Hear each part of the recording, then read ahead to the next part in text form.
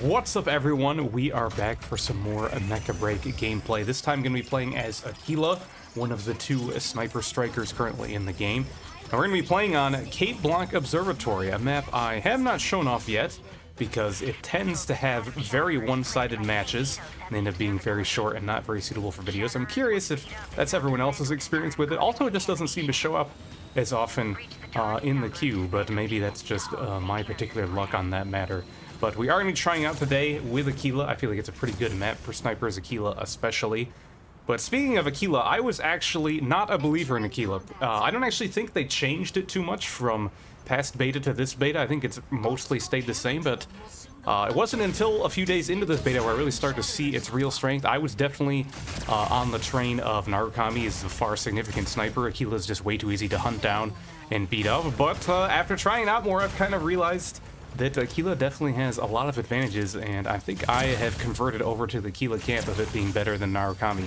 And one of those reasons is the fact that you actually are incredibly fast. I guess I just never realized it before, but you have your regular movement, of course, so you can dash and move around like anyone else, but you can also activate your flight kit, which allows you to hover in space, but it also makes you faster while you're in there, as you're seeing right here. If you activate flight kit and then use your regular boost to move around, you are insanely fast. I think probably the fastest mech in the game. Maybe the melee strikers doing their melee charge are a little bit faster, because I think you can technically catch up to Aquila, but you're going to spend so much energy doing it that it's almost not worth it, I feel like, especially for Welkin and Eliseness. Maybe Panther can get away with it with the extra energy, but so far no one's really pushing me, so I am just kind of chilling up in the sky and taking these pot shots to the stego, doing a bit of bunny hopping there, dodged a few of my shots. But if you're not getting pressured immediately and dying as Aquila, like I'm doing right now, your actual biggest problem typically is your ammo. You're actually probably going to run out of ammo. Thankfully, you do have separated between your non-scope shots, and your scope shots do have separate ammo counts, so you can kind of swap between the two like I'm doing now, going mainly for the unscoped shots while I wait for some of my scope shots to regen that ammo. But the scope shots are definitely the main ones you want to be going for. They do quite a bit more damage, and of course they allow you to snipe from a bit farther away. And another thing that made me realize that Aquila is better than I initially thought is the fact that I was so used to just locking on with everything. You know, every striker typically benefits from lock-ons, I guess, aside from some of like the melee attacks.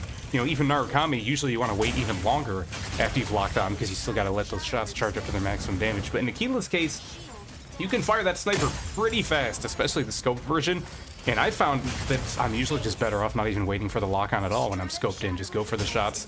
That means it's you know, you have to actually aim a bit more than I might be used to, so you will see me missing more shots than is normal for waiting for those scoped in shots, but it is the best way to optimize your damage, as long as you aren't running out of ammo too frequently. So far, we've cleaned up quite a few kills. Already got an ace. Let's see if I can focus down that Inferno there. He activates his mobility kit, making it a little bit harder. So I'm just kind of switching targets to people I'm more confident I can land shots on. Luminate's not moving too sporadically there. It'll land 3 shots and take him out. And then just keep changing focus, poking away, swapping between those scoped in shots and those unscoped shots. For the rest of Aquila's kit, you do have the shield, which is your first ability. I don't think it's a particularly strong shield, but it can save you in a tight spot, and there's really no penalty, I guess, to having it active unless you're worried about it getting used up when your fluid shields could do the job. But in its description, it says it blocks ranged attacks, but I could swear that when I've been a melee suit or striker and I've been attacking Aquila, that it does block some of the melee damage as well. So I don't know if that's an outdated tooltip, or I just haven't been seeing things correctly when I've been attacking him. But either way, having a bit of extra bulk when you are far easier, even with the extra speed to attack than a Cloak Narukami, does help you out a bit. And then the final ability that I haven't talked about is the second ability, the Claw Drone, which honestly might be the strongest part of Aquila's kit. As great as your sniper shots are, there's really not a lot of hard stuns in this game. You know, you have stuff like Panther's Lance Charge, but that pretty much ends as soon as the Lance Charge is over. And although the stun is nice, the person you're stunning is typically moving with you, so it's not like the rest of your team is going to be able to land that much damage.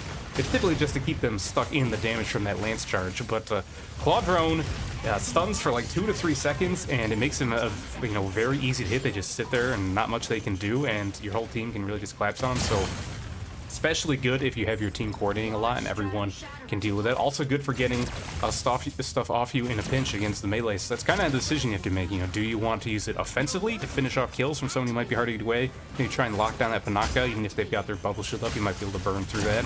Or do you just use it to protect yourself if a Welkin gets on you or a Panther or something like that? And that's kind of the choices you have to take. But you do have 2 charges for it, so you do have your options. Perhaps you can split it half and half.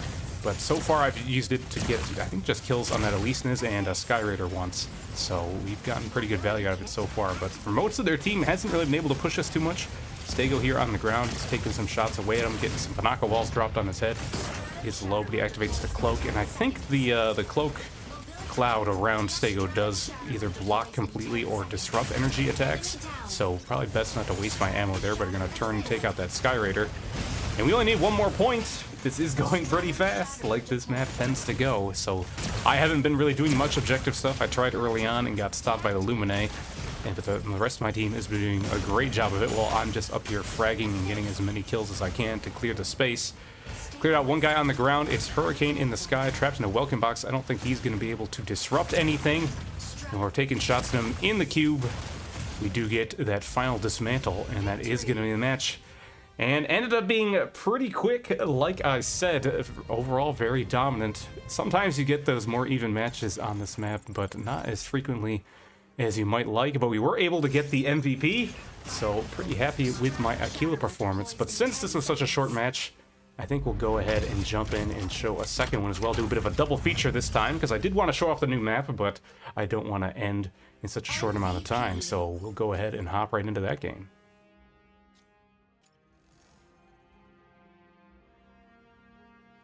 Alright, going into a game 2 here on the other map that I have not shown off yet in a video, Graceland Sky City, and the reason I have not shown off is for similar reasons. Like Cape Blanca Observatory, matches often are pretty one-sided and pretty fast, so we'll have to see if it's any different this time around. But we are going to be playing Aquila again, of course, and I would say this is also another map that's pretty good for snipers. Not necessarily this first variant, though. Graceland Sky City does have 3 different layouts. I think it always goes in the same order. I think this map version is always first. And the reason it's not as good for snipers is that you have this giant building in the middle. And if the enemy team realizes you have snipers, typically they will try to mostly play inside the lower area, really limiting how useful you can be. You can still kind of line up on the outside and fire through the middle, but it's going to make you a lot more vulnerable, a lot more predictable where your shots are going to be. And then maybe the rest of the team can begin their flanks, like this Panther has, already targeting me a bit. But we did take out their Tricera already. Looks like they got one of our own, poking away there at the Stegos, see if I can help finish him off, getting hit a little bit. But I am still living, getting chased by a few of them. Lumine is kind of keeping me alive, but I do have to keep an eye out here, see what else is going on. I don't actually know if they have a healer. We have the Lumine, because without healers, that's another reason why I think snipers are pretty good in this game mode, because with no respawns outside of the special beacons you can use to revive a teammate, that means all damage is gonna stick for their entire single life that they have, assuming they are lacking those healers. So the sniper shots getting a little bit of bleed through damage on every shot, which I don't know if I actually discussed. I think I brought it up in other videos, but since this is my first one on one of the sniper strikers itself, I should probably talk about it. How sniper shots, if you didn't know, they do some of their damage to fluid shields like any other ranged attack, but then the rest of the damage will bleed through directly to the health bar. And then once the shields are completely out, all of that damage will go to the health, as you'd expect. But this means that every shot they land is going to poke through, deal a little bit of permanent damage in the absence of healers, and that can be really nice in this game mode. But not going to matter too much for me. Sky Raider did rush me down pretty quick, really only contributed to the kills on the Tricera and the Stego that much. And now it's 2 down on our team, 3 down on theirs. Still got a bit of a numbers advantage. Pretty confident the rest of my team can handle this, but a pin there from the Panther doing a lot. Welkin ends up going down. Lisa's going to try to avenge him, I think.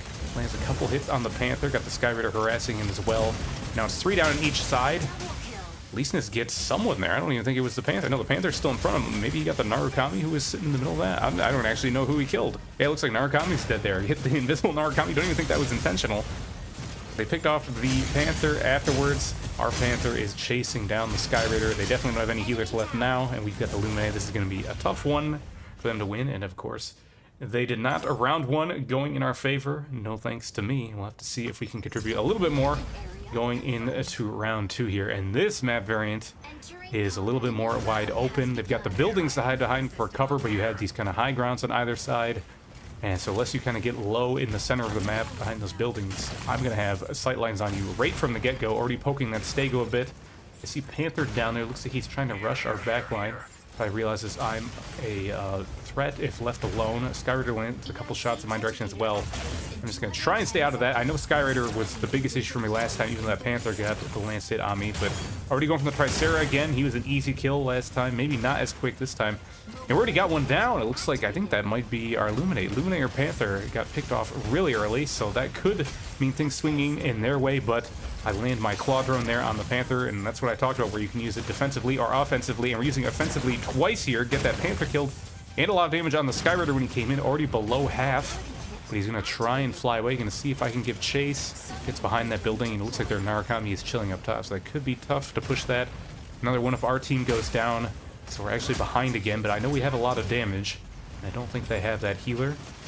Do have the Tricera and the Stego grouping together. I guess Tricera would be their only healer they have if he stays alive, so he probably should be focused next. Gets out of his turret mode, hit him with the Claw Drone. Another one down, and we are getting a ton of value out of that so far. 3 Claw Drones, 2 resulting in kills, another resulting in a lot of damage, getting that Skyrider low, who you can see has not been able to heal up. And a couple of these unscoped shots. One more should finish him off. Not landing right there. Gonna try and go for the scope shot. Someone else takes him out, but at least we got him low from before. And now it is 4v3. Stego is healthy here, but pretty alone. Panther getting hit, blocked by the shield up front there, but I'm just sniping from behind. Gets Stego really low. Starting to run away. Pops that cloak. Can't really do much to him for a couple moments. Gotta back up so we don't die to all of that damage he's putting out. But it's just the Stego, the Narukami, and one more. And I'm trying to get the Narukami. I actually didn't know if that was the real deal or a clone. I probably should have known because it's standing still, but I thought maybe he was interacting with that thing. Okay, at least this is the last one here. And they're currently still in their armored form. Looks like we do knock him out of it there. Not sure if that is their first time out of the armor, first time armor purge, but either way, they're dead to the Panther pin. And Stego went down as well. It's just Narukami trying to land another Claw Drone. And that is going to be all we need to finish it off. So much better than the first round there. Claw Drones are really doing a lot that time. Even though they got the early pick on our Illuminate, we were able to get a lot of kills after that and quickly put the numbers in our advantage. So pretty quick game, like I said, that happens, but honestly I would say relatively even. Both times we lost close to half of our number of players, which is closer than some of them can be. Sometimes you have a 6-0 stomp, and those usually aren't very fun. But yeah, despite our performance second round, no MVP, but still overall good game. So yeah, hopefully you guys enjoyed seeing some Aquila gameplay. That's going to be all we have for today, so thank you for watching, and I'll see you next time.